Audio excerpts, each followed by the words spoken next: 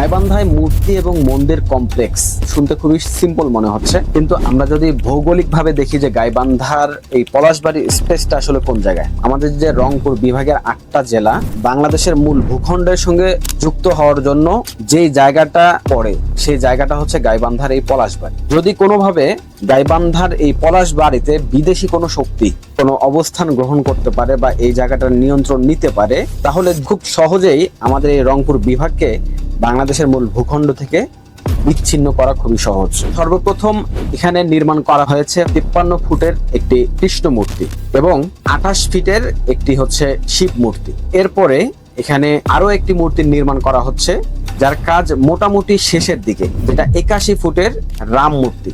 বর্তমানে যে আলোচনা সমালোচনা বা তীব্র প্রতিক্রিয়া দেখা যাচ্ছে, এটা হচ্ছে এই রামের মূর্তি যখন দৃশ্যমান হয়ে আসছে আমাদের সামনে। মূলত এই রামের মূর্তি স্থাপনের বিষয়টাকে বাংলাদেশের মানুষ সন্দেহের চোখে দেখছে। সন্দেহের চোখে দেখার অনেকগুলো কারণ আছে। প্রথমত, এই সব মূর্তি স্থাপনের যিনি মূল কারিগর, যে প্রতিষ্ঠাতা এই মন্দির কমপ্লেক্সের, এই লোকটাকে ঘিরে পুরো প্রজেক্টটায় মানুষের সন্দেহ সৃষ্টি হয়। এই লোকটার নাম হচ্ছে হরিদাস চন্দ্র তরণী। হরিদাস চন্দ্র তরণী নিজেই বলেছেন বিভিন্ন নিউজে এই প্রজেক্টে তার 40 কোটি টাকা ব্যয় হয়েছে। এই 40 কোটি টাকা ব্যয় করার মতো সামর্থ্য আসলে হরিদাস চন্দ্র তরণীর আছে কি না, এটা জানার জন্য আমাদেরকে আগে জানতে হবে তার ব্যাকগ্রাউন্ড।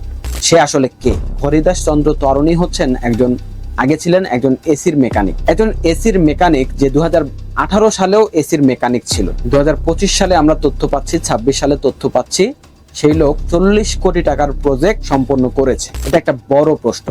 আমরা শুনেছি এই হরিদাসের ময়মনসিংহে একটি রিসোর্ট রয়েছে। সে এক ভিডিওতে বলছিল যে তার এই রিসোর্ট থেকে প্রতিদিন 2 লাখ টাকা, প্রতিদিন 2 লাখ টাকার মতো অবিশ্বাস্য একটা আয় আসে, যেটা বাংলাদেশের মানুষের বোধগম্য নয়। এখন তাহলে প্রশ্ন আসে যে সে আসলে এই টাকার যোগানটা কিভাবে করলো?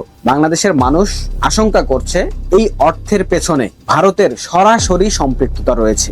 কেন, কিভাবে? এই হরিদাস চন্দ্র তরণী তার বেড়ে ওঠা হচ্ছে ভারতে। ছোটবেলায় সে একটা দীর্ঘ সময় ভারতে অবস্থান করেছে। এরপরে সে যখন একটু বড় হয় সেই সময় সে বাংলাদেশে আগমন ঘটে তার। এমনকি এখন পর্যন্ত তার 3 ভাই ভারতে অবস্থান করছে। মানুষের আশঙ্কা হচ্ছে বা সন্দেহ হচ্ছে ভারত থেকে একটা বড় নেটওয়ার্ক হরিদাসের সঙ্গে যোগাযোগ স্থাপন করে।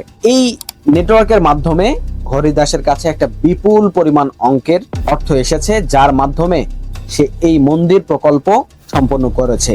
এর আরো একটি প্রমাণ হচ্ছে, আমরা দেখেছি যে এই মন্দির প্রকল্পের এই মূর্তিগুলো যখন উদ্বোধন হয়, যে একসময় এসির মেকানিক ছিল তার প্রকল্পে ভারতের সহকারী হাই কমিশনার সে এই উদ্বোধনে এসে উদ্বোধন করছেন। এটা একটা অবিশ্বাস্য ব্যাপার যে বাংলাদেশের একদম প্রত্যন্ত একটা অঞ্চলের একটা মন্দির, যে মন্দিরটা স্থাপন করেছে একজন অখ্যাত একজন ব্যক্তি, সেই ব্যক্তির মন্দির উদ্বোধন করার জন্য আসছেন ভারতের সহকারী হাই কমিশনার। যদি ভারতের সরাসরি ইন্ধন না থাকে, ভারতের অর্থায়ন যদি না থাকে, ভারতের ষড়যন্ত্র যদি না থাকে, তাহলে ভারতের রাষ্ট্রীয় পর্যায়ের লোক কেন সেখানে উপস্থিত হবে?